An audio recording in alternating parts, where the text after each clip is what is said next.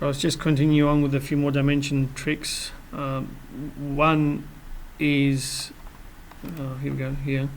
Turning temporary dimensions into permanent dimensions. It's quite easy. You can just, if you have an area, say if I got this and I want to turn that into permanent dimension, I can just click on that there and that will stay there. It's a permanent dimension. Just click on it. The other thing is, if I didn't set this up, but if we have a wall here, so a wall there, and then we have another wall. Let's just pick up anything here, that one there, and put that there, and we'll put that there, and we put that there. I can dimension this, and I'll just go dimensions. For example, here I'm going to do the wall centers in this instance. Oops, individual references wall centers. So this is probably the only time I would ever do that. There to there to there, and I'll put that there. And if I see that little equal thing, I click that. One's 203, other one's 26. It will just equalize that area there, so it's equal. If I take equal off, it just puts the actual number there again. Alright, so it's a quick way of me getting those walls in the center. So you could have more than two. You know. So that's that, and it automatically puts the center line symbol because I've dimensioned it to the center. That's just something that it gives you by default. Alright, so that's that. Now, if I wanted to dimension, the other thing is when do we use this other thing? Annotate linear. If I go there, it doesn't do anything. Like it doesn't do a thing. If I tab towards the corner there, it picks up a little dot. If I tab along here, sometimes best to turn off this. Let's start again. Tab gets that. Tends to want to.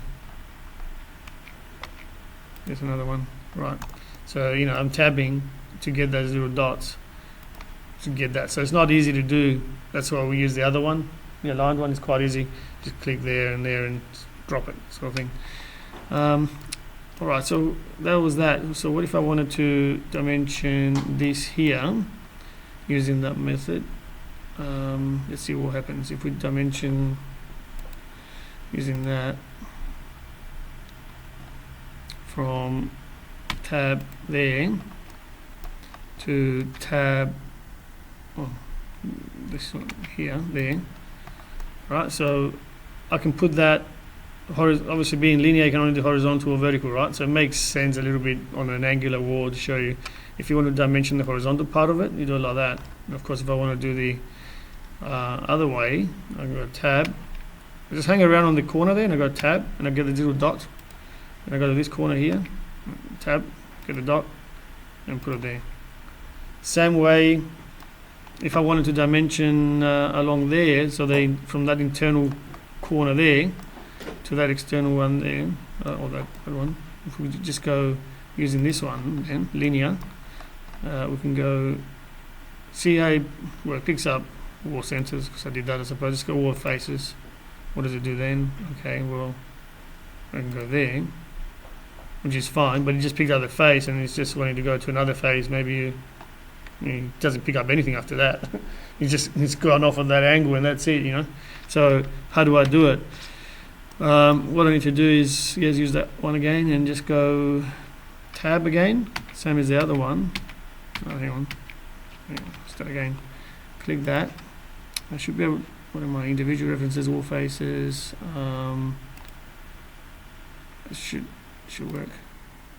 So if I go tab a few times maybe. There you go. Got the dot. There's about 4 or 5 tabs. Alright, so I got that dot. If I go up here and I go tab, tab, tab, tab, that, now I can get that to happen. A bit more advanced sort of situations, but it may be a time when you have to do that. All right. So that's taking a bit of getting used to. The other thing is, which is not really relating dimensions as such, but if I click on this wall and it says it's 4541 and I want it to be 5000, I can type in 5000. Okay, well that worked. It went that way, so that's good. Maybe it's better to demonstrate that one as a separate wall altogether. So I'll just put in a wall here. Alright, so if I click this, and unfortunately it might be picking up reference of something else. This is a reference, well, that might be right. Let's see, that's 39 there. If I go 5000, oops. See how it grew both ways? See, it actually, I'll do it again. So if I click here and I put in 5000, it'll grow both ends. See that? What if I want to grow it on one side only? How do I do it? It's easier when you've got a floor plan because everything connects to each other. You just pick the wall you want to move and it just does it. But, you know, like here, if I want, I don't know, if I want to move that wall, I click on that and then I just change that dimension and I know that's going to move it in or out according to what I change that dimension. But here, there's nothing really referencing off it. The only thing, because there's a few other things around, I can move this wall here. I can make it go up, say to a meter away from that one. Yeah, relating to something else. But when there's nothing else relating to anything else, I can't grow it one way or the other. So the way to do it is to click on it and then just zoom in here and go tab again. This tab is handy. Until you get that one side of the end cap, highlight it. Then you click on it. That tells it which way to grow. So now if I change this number, oh, it's already 5000. Okay, we'll change it to something else. We'll change it to 6000. It grows that way where I clicked. All right. So that's a little advanced trick as well for you. What else is there with those equals? All right. So the other thing you can do is constrain stuff to another wall. So if something moves, and that can also move with it. So let's look at that. Basically, what you need to do is put a dimension in. For example, if I want this wall here, for some reason, to be locked with that wall. So that dimension I don't want to change. So if I ever move this wall here, I don't want this room to become any bigger. Right? But I don't care if this one becomes bigger, but I just want that particular size. So what you can do is put a dimension here to here, for example. Just put it somewhere, it doesn't matter. Then press the little lock there. So that's locked now. So it means if I move this wall in or out,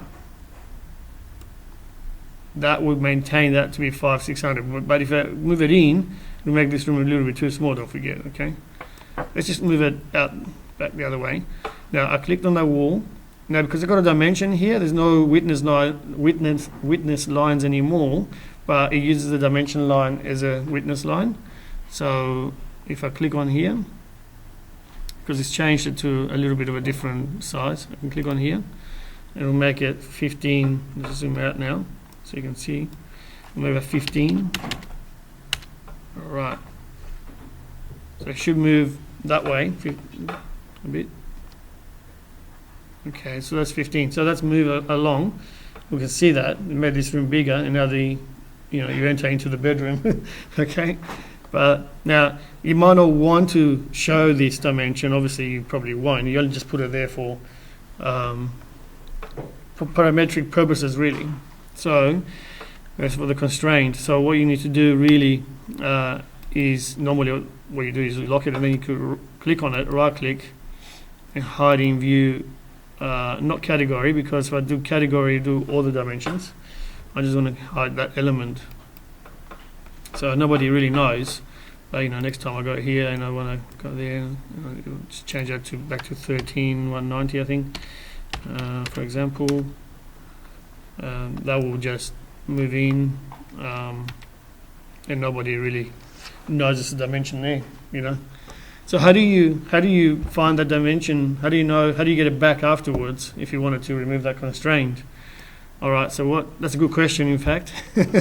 So what you need to do, there is this little light globe next to the sunglasses called, on the bottom here, called Reveal Hidden Elements. So you click that. And there's always this thing here. This thing here is actually the site project base and all that sort of stuff. There's a couple of things there. They're always hidden. There's a few other things by the look of it here as well. I'm not sure what they are. But here's that dimension as well. So you can click on here. And I can either unhide it, or if I want to just get rid of the constraint, I can unlock it. But if I want to right click, I can unhide elements. Oops, if I can get it, unhide elements. So now I can turn off the little light globe and go back to normal theory, and there's our dimension. And so I can either unconstrain it, or I can just delete the whole thing, and next time I move this,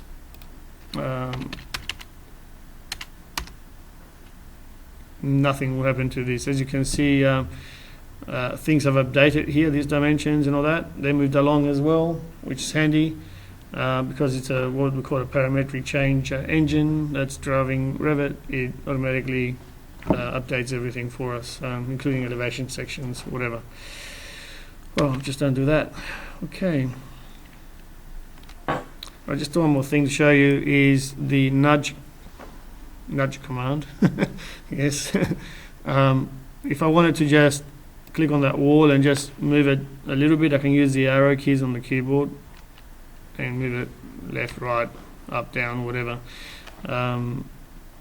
So you can do anything. I can click here, I can use the up arrow key, and you should just move it up. You can see the dimensions updating as well at the same time. All right.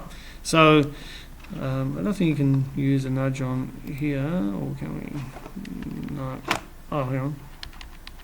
Yes, we can nudge that a bit. I just how did that happen? It seems to be growing. Just click on it. Right. So that's the nudge command using the arrow keys.